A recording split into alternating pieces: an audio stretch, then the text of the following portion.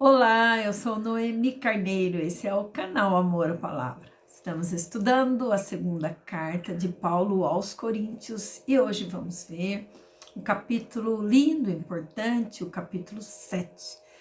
É muito interessante esse capítulo porque vemos uma maneira tão especial de Paulo trazer àquela igreja uma palavra de repreensão, mas ele fala com aquela igreja com tanta sinceridade, com tanto amor, que ele consegue, conforme vamos lendo, levar aquele povo a entender o propósito de Deus na vida daquela igreja. E vamos ouvir esse texto e entendermos também que muitas vezes o Senhor fala conosco com muito amor, nos encorajando e nos revelando coisas na nossa vida que precisamos melhorar, mas o Senhor sempre faz isso com muito amor para que a nossa vida alcance o objetivo que é de servi-lo de todo o nosso coração. Aí Paulo diz assim no verso 1, amados, visto que temos essas promessas, purifiquemo-nos de tudo que contamina o corpo e o espírito, aperfeiçoando a santidade no temor de Deus. Ele começa dizendo aqui que a vida do cristão deve ser uma vida de pureza e uma vida de santidade. O verso 2 ele diz: concedam-nos lugar no coração de vocês. A ninguém prejudicamos, a ninguém causamos dano, a ninguém exploramos. Paulo está revendo as atitudes dele para com aquela igreja. Quando Paulo fala assim, traz uma lição importante para nós, dessa forma que nós devemos agir, fazendo o máximo das nossas vidas, dando o máximo de nós para que o nosso próximo veja Deus em nós, não tendo no coração o desejo de prejudicar ninguém. Verso 3 diz: eu não digo isso para condená-los. Já lhes disse que vocês estão em nosso coração para juntos morrermos ou vivermos. Tenho grande confiança em vocês e de vocês tenho muito orgulho. Sinto-me bastante encorajado. Minha alegria transborda em todas as tribulações. Então, os coríntios estavam no coração de Paulo, sempre presente. Como Paulo amava esta igreja. Paulo desejava a salvação daqueles irmãos. Ele procurava agradar. Cada um deles era honesto, era sincero. E o que Paulo fazia era, nas cartas de encorajamento para essa igreja, levar aqueles irmãos a buscarem uma vida de santidade, como ele inicia aqui nessa carta falando. O verso 5 diz assim: pois quando chegamos à Macedônia, não tivemos nenhum descanso, mas fomos atribulados de toda forma, conflitos externos, temores internos. Sempre Paulo está trazendo à tona os seus sofrimentos pela causa do mestre. Deus, porém, no verso 6, ele diz que consola os abatidos, consolou-nos com a chegada de Tito. Uma lição legal aqui para nós.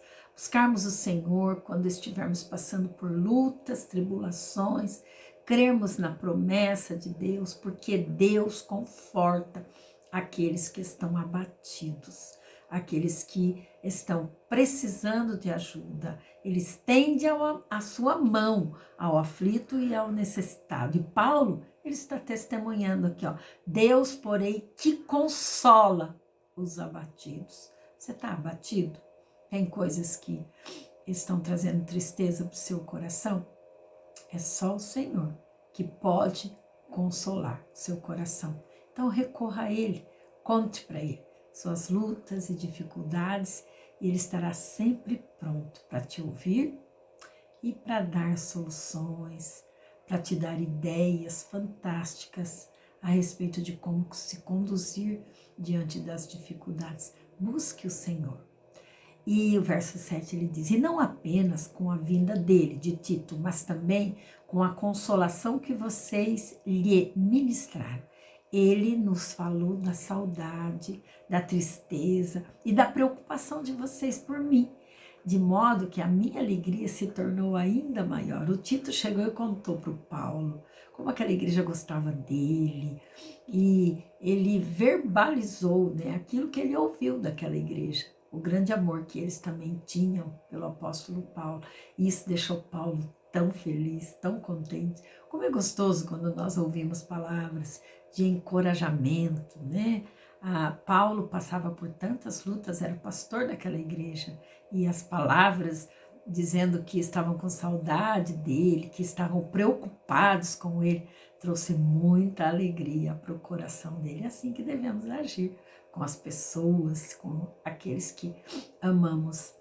Verso 8 diz assim: mesmo que a minha carta lhes tenha causado tristeza, não me arrependo. É verdade que a princípio me arrependi, pois percebi que a minha carta os entristeceu, ainda que por pouco tempo. Agora, porém, me alegro, não porque vocês foram entristecidos, mas porque a tristeza os levou ao arrependimento, pois vocês se entristeceram como Deus desejava e de forma alguma foram prejudicados por nossa causa. Paulo havia escrito aquela primeira carta e trouxe essa palavra de repreensão. E no contexto dessa carta agora, ele está falando que essa repreensão causou tristeza para o coração de Paulo, causou tristeza para a igreja, mas causou tristeza para Paulo também, pelo fato dele ter que falar coisas que eles estavam fazendo de errado e levá-los ao arrependimento. E ele tinha como objetivo levá-los ao arrependimento porque os amava e sabia que se mudassem de vida seriam pessoas melhores. Verso 9 ele diz: a tristeza, segundo Deus, produz um arrependimento que leva à salvação e não remorso. Mas a tristeza, segundo o mundo, produz morte. Deus se alegra quando nos arrependemos, quando mudamos a rota da nossa vida, deixamos de fazer aquilo que é errado e fazemos aquilo que é certo. Paulo, ele fala com muito amor, mas lembrando dessas palavras, né, repreendendo para que houvesse mudança naquelas vidas. O verso 10 diz: vejam o que essa tristeza, segundo Deus, produziu em vocês. Que dedicação, que desculpas, que indignação, que temor, que saudade, que preocupação, que desejo de ver a justiça feita. Em tudo vocês se mostraram inocentes a esse respeito. Assim, se lhes escrevi, não foi por causa daquele que cometeu o erro, nem daquele que foi prejudicado, mas para que diante de Deus vocês pudessem ver por si próprios como são dedicados a nós. Então ele relembra os problemas que havia naquela igreja, pelos quais ele havia trazido uma palavra de repreensão, mas ele fala que a tristeza traz arrependimento, que Deus sempre tem um propósito em nossas vidas. Ele usa situações das mais diversas possíveis para nos levar a pensar na nossa situação diante de Deus. E repensando, sim, a nossa vida, a nossa conduta, podemos voltar muitas vezes atrás, né, daquilo que nós estamos fazendo, que não é correto.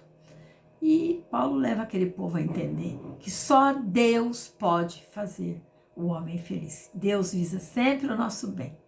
Lembrando daquele versículo: tudo coopera para o bem daqueles que amam a Deus.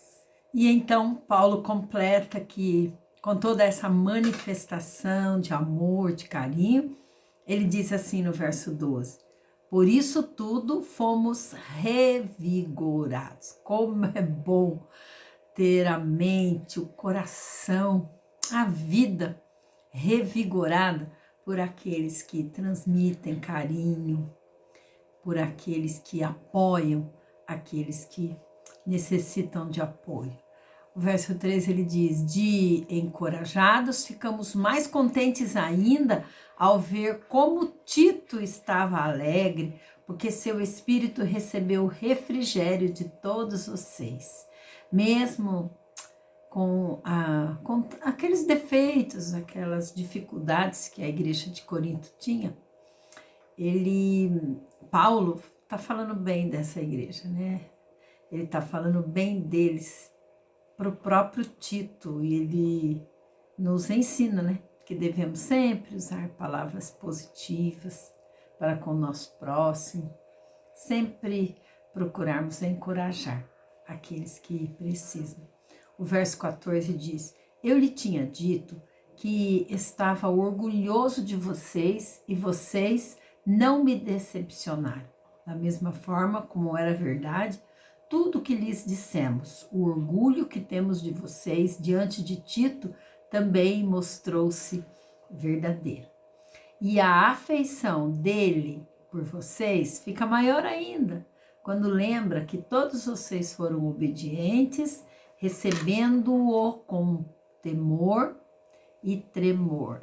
Paulo fala então dessa visita de Tito, a forma como ele voltou, trazendo notícias dessa igreja, e ele falou da dedicação, do amor, da afeição, demonstração de carinho que aquela igreja teve para com ele. O verso 16 diz: alegro-me por poder ter plena confiança em vocês.